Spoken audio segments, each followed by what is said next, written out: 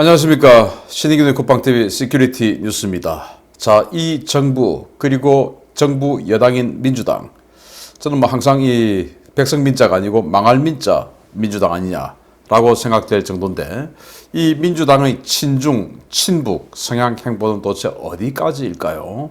정말 안타깝기 그지없고, 그리고 정말 긍정적이게도 그러다 보니까 그 민주당이, 더불어민주당이 지금 자중질환 서로 욕하고 지금 난리가 나 있는데, 이건 아주 바람직한 그런 상황이죠. 왜냐, 그 민주당에 백성민자 민주당 인 줄 알고 들어갔던 사람들 많이 있지 않겠습니까? 그런데 알고 보니까 이게 백성민자 민주당이 아니고 완전히 더불어사회당, 더불어공산당, 더불어전체주의당으로 보이니까 당연히 불만이 생기죠.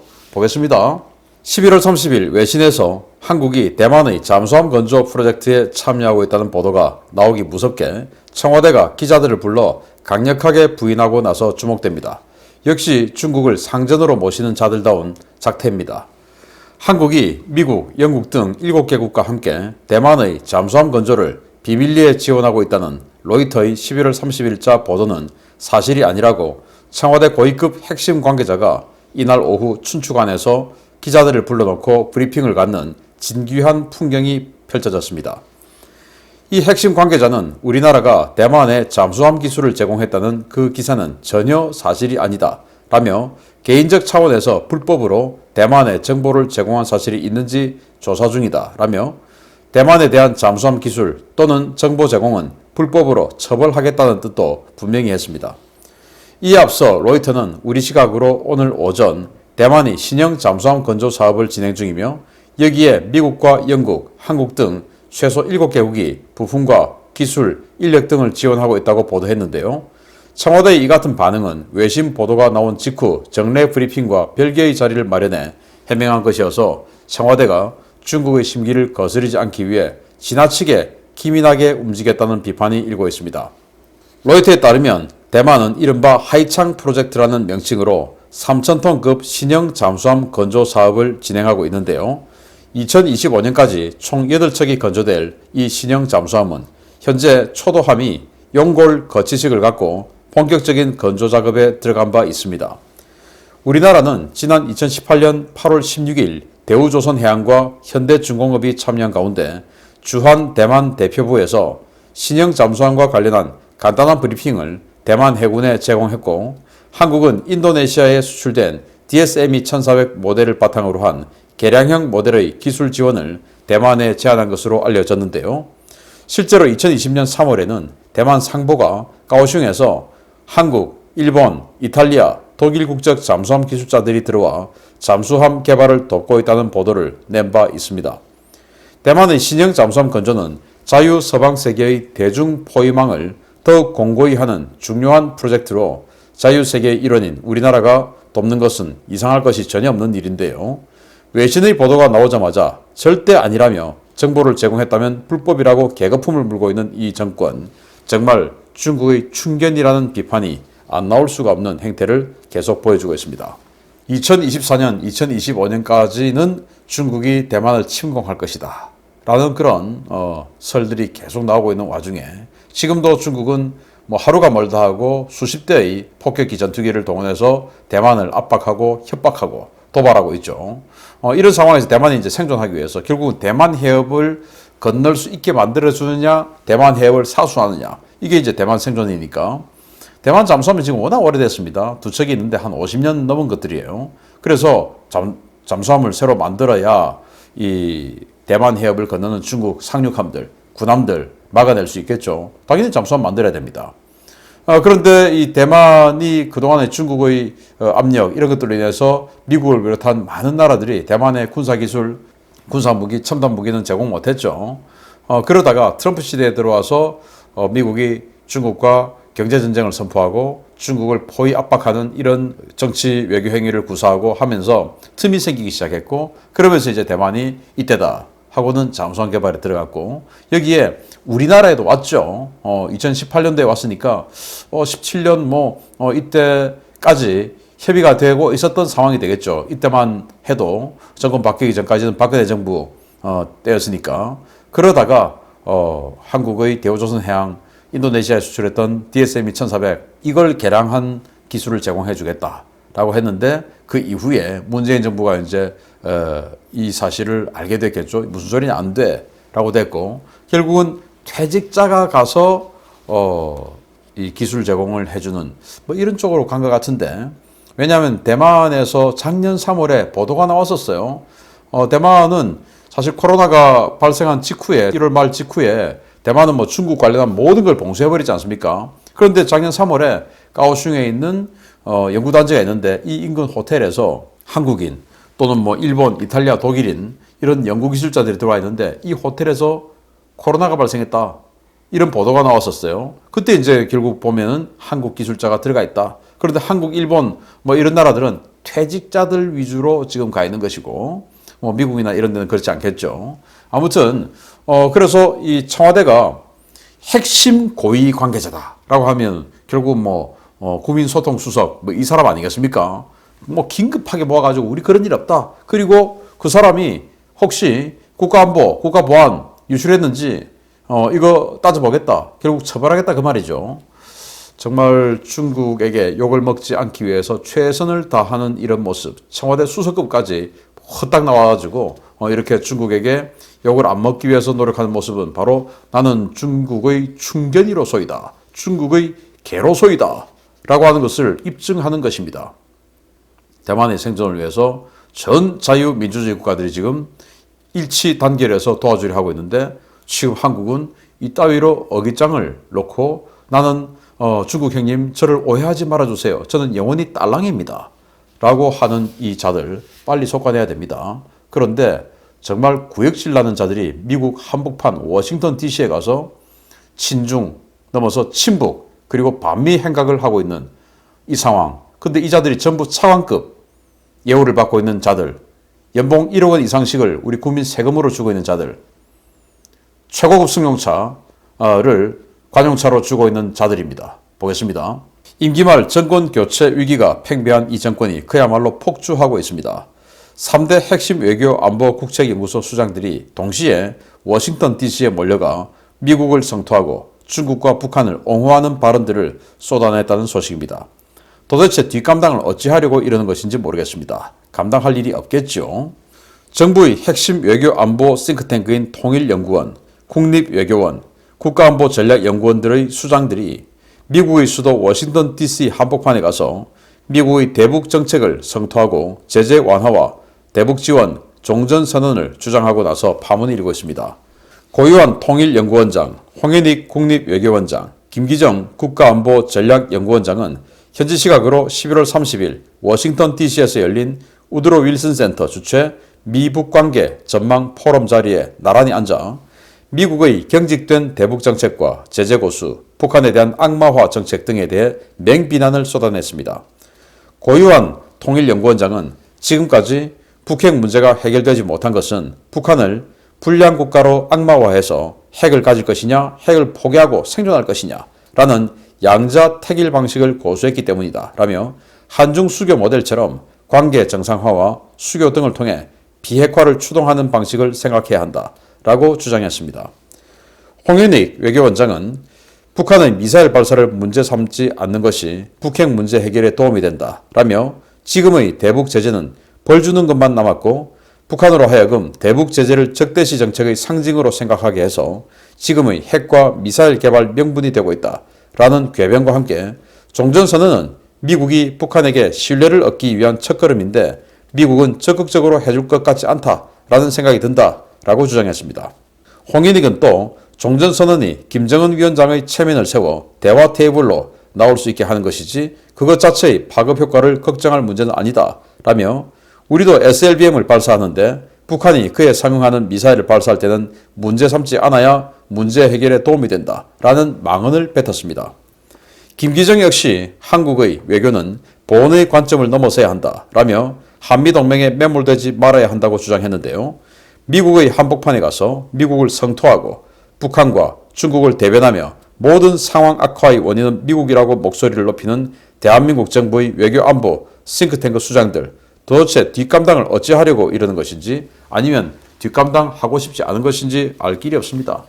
자, 여러분들 뭐 TV에서 이 사람들 많이 보셨죠? 저도 같이 동반 출연 많이 했던 분들인데 고유한 통일연구원장이죠. 동국대학교 북한학과 교수 출신입니다. 통일연구원은 통일부 산하의 싱크탱크, 이 연구원장은 차관급입니다.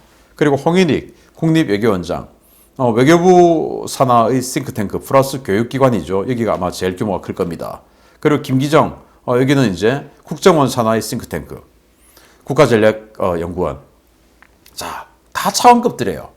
차관 대단하죠. G80급의 고급 승용차를 제공받고 1억 원 이상의 연봉을 받는 엄청난 예우를 받는, 그리고 이 자신들의 산하에 있는 연구원들의 인사권을 다 가지고 있는 그런 사람들이죠. 아마 좌파 학자들 지금 뭐 특제로 몇 명 꽂아 넣었을 수도 있죠. 자신들이 알고 있는 사람들로. 그렇게 해서 철화통이니까 여기 들어가면 계속 이제 앞으로 또 좌파 정책, 우파 정부가 들어와도 좌파 정책 페이퍼 써내겠죠. 이렇게 하는 자들인데 이들이 미국에 가서 지금 뭐 정권 교체 석 달도 채 남지 않은 상황에서 미국 가서 모든 책임은 미국이다 라고 이야기하는 겁니다. 정말 기가 차는데 이 홍인익 보십시오. 우리도 SLBM 쏘는데 북한이 쏘는 거 그거 뭐라고 그거 왜 그러냐 라는 거 아니겠습니까? 아니 우리가 핵 개발했냐? 유엔 안보리의 대북 제재 결의안을 완전히 무시하는 거예요. 이 외교, 정치 외교 전공을 했죠. 프랑스 파리에서 공부를 했는데 아니 그런 정치 외교 전문가가 유엔 안보리 결의를 완전히 무시하고 유엔 안보리 결의가 왜 나왔냐? 국제 질서를 위반한 불법적인 핵 개발을 했기 때문에 그 핵의 투발 수단인 SLBM, 단거리 미사일 이런 것도 제재를 받는데 아니 뭐 대한민국도 하는데 걔들 왜 그러냐? 라는 이런 어이없는 이야기를 하는 거, 그 도대체 파리에서 뭐 배웠습니까? 방송 출연할 때마다 저보고 공부 좀 더 해라고 하던데 정말 홍현이 공부 좀 하세요. 뭡니까 도대체? 그러면서 미국 가서 미국이 북한의 신뢰를 얻어야 된다. 아니 그동안 약속을 어긴 자들이 누굽니까? 북한 아닙니까? 약속 어긴 자가 신뢰가 없는 자입니까? 아니면은 약속 지키라고 촉구하는 자가 신뢰가 없는 자입니까? 누굽니까? 완전히 생각의 스탠스가 북한 쪽에 서서 모든 것을 바라보고 있는 자들이죠. 마찬가지입니다. 북한을 악마를 악마화하는데 그게 뭐라고? 악마화하니까 이런 사단이 벌어지는 거다. 김기정 여기는 이번 정권 초기에 청와대 수석급으로 내정될 뻔했다가 여러 가지 스캔들 때문에 못 갔던 사람이죠. 그런데 이 사람은 뭐 가장 친북적인 사고를 가지고 있는 연세대 교수 출신인데 연세대 저는 뭐 그렇게 안 봤는데 정말 요즘 이 외교안보 분야에서 연세대 정말 대한민국 말아먹고 있는 그런 숙주가 아닌가라는 생각이 들 정도로 정말 안타깝습니다. 저는 뭐 고연전, 연고전 할 때 연세대를 응원했던 사람인데 이렇게 되니까 참 안타까워요. 저 어릴 때 연세대 근처에 살아서 연세대가 조금 더 친숙했는데 아무튼 이런 자들이 미국 가서 또 같이 세미나를 하는데 여기에 미국 현직 관료들 그리고 현재 싱크탱크 학자들 다 있는 자리에서 이런 소리를 하니 대한민국을 어떻게 보겠냐라는 안타까움이 일고 있습니다. 자, 그런데 더불어민주당 다 거기 지금 은혜 입고 있는 자들 아니겠습니까? 그 더불어민주당이 내분에 휩싸이고 있네요. 좋은 소식입니다. 우리나라에서 민주주의를 가장 소리 높여 외치며 가장 민주주의자들인 척하는 좌파들의 공통점은 그 누구보다 전체주의적이라는 것입니다. 당명에 민주라는 글자를 빼먹은 적이 없는 더불어민주당이 당에 대한 비판적 목소리가 쏟아지자 권리당원들의 입을 틀어막아 논란이 커지고 있습니다. 파도 괴담만 쏟아지는 더불어민주당 이재명 대선 후보에 대한 당 내부의 비판이 거세지자 더불어민주당이 당비를 낸 권리당원들의 의사개진 공간인 권리당원 전용 게시판을 무기한 폐쇄한다고 밝혀 논란이 일고 있습니다. 민주당은 11월 29일 공지를 통해 지난 경선 기간 동안 당원 게시판은 당원 간의 분쟁 자중, 분위기를 환기하기 위해 잠시 멈춤 기간으로 운영이 중단된 바 있다 라며 해당 조치 이후 문제가 개선되는 것으로 보였으나 최근 게시판 내 당원 간의 분쟁이 또다시 과열되고 있어 게시판 운영을 잠정 중단한다 라고 고시했습니다. 민주당이 이런 조치를 취한 것은 당내에서 이재명에 대한 비판 여론이 거세지며 후보 교체를 요구하는 목소리가 권리당원들 사이에서 급속도로 확산되자 당원들의 이재명 비판 목소리를 차단하기 위해서인데요. 민주당에 정기적으로 당비를 내고 당 활동을 해온 권리당원들은 격앙된 반응을 보이고 있습니다. 권리당원들은 게시판 운영 중단 예고가 올라온 직후에 양심도 없냐? 당비도 빼가지 마라. 당원들 입막음 하지 마라. 이게 바로 이재명의 민주당이다. 민주당에 민주가 없다. 라며 민주당에 대한 비난의 목소리를 높였습니다. 민주당의 이 같은 전체주의적 정책은 일반 당원은 물론 전문가들에 대해서도 그대로 적용되었는데요. 민주당은 민주당 권리당원인 이상희 제주대 의학전문대학원 교수가 공개석상에서 이재명의 기본소득 정책을 포퓰리즘이라고 비판한 것을 두고 허위 사실을 유포해 당원을 모해하고 모욕적 언행으로 당원 간 단합을 해쳤다며 윤리심판위원회를 열고 이 교수의 당원 자격을 8개월 정지하기로 결정했습니다. 민주당 주류 세력과 소위 자칭 진보 성향 인사들은 자신이 분리할 때는 표현의 자유, 다양성을 그토록 부르짖지만 자신이 주류가 되고 힘을 갖게 되면 반대 목소리는 찍어 누르고 이른바 좌표 찍기와 마녀 사냥으로 탄압하는 것을 너무도 당연하게 생각하는 전형적인 전체주의 성향을 보이고 있는데요. 더불어민주당, 이제 그 당원들의 요구대로 이제 당명에서 민주라는 글자는 빼고 그 정체성에 걸맞는 더불어노동당, 더불어공산당, 더불어사회당과 같은 명칭을 쓰는 것이 더 나을 것 같습니다. 반대파는 확 찢어버린다. 찢어버린다. 어떻게 한다. 이런 거. 저는 다시 한번 여러분들께 권고드리고 싶습니다. 유튜브에서 검색 좀 해보십시오. 제가 링크하면 저는 큰일 날 것 같아서 링크는 못 해드리겠고, 이재명의 그 전화 녹취, 이거 반드시 들어보시고, 주변에도 꼭 좀 알려주시기 바랍니다. 정말 충격적입니다. 이야기 듣는 거하고는 너무너무 달라요. 그 전화 녹취를 들으면 어떻게 이자가 대한민국 대통령이 될 수가 있는가? 라는 생각이 안 들 수가 없어요. 그냥 말로만, 전화해가지고 욕했대. 라고 하면서 마치 들은 것처럼 착각하지 마시고, 진짜 들어보십시오. 어떻게 이런 자가 대한민국 대통령이 되어서야 되겠느냐. 대장동이다, 백현동이다 다 필요 없고, 그냥, 그 전화 한 통으로, 이자는 안 된다. 라는 걸 확실히 느낄 수가 있을 겁니다. 근데 거기다가 대장동이다, 백현동이다, 누굴 때렸다, 온갖 거 다 나오고, 과거에 또 누구하고 어떻게 했다. 거기다 또 누구 어떤 교수님에 대해서 우리는 이렇게 예뻐 하고 하려고 했다가 그 여자는 또 사관학교에서 어쩌고 정말 어마어마한 이들은 가만히 보면 이 모든 것을 공유하고 하다 보니까 성도 공유하는가라는 생각이 들 정도로 정말 희한한 그런 자들 아닙니까? 자, 더불어민주당 당원 여러분, 자기 스스로 사회주의자가 아니라고 생각한다면, 자기는 민주주의자라고 생각한다면 그 당에서 나와야 됩니다. 그 당은요, 민주당이 아닙니다. 전체주의, 사회주의입니다. 그리고 공산주의를 지향하고 있습니다. 정말 정신 차리십시오.